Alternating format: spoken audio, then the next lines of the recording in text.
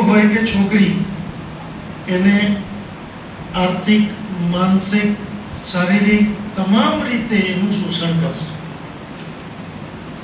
અને જો એને એમાંથી બચાવવા હોય તો એક નાનકડી પ્રેક્ટિસ, એક નાનકડો ડેમો એને આપવો પડે અને એ કોલેજ શિક્ષણથી.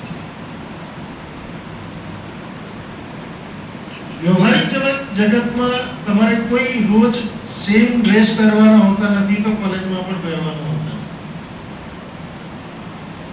સમયની પાબંદીઓ હોતી નથી એમ અહીં પાબંદીઓ નથી.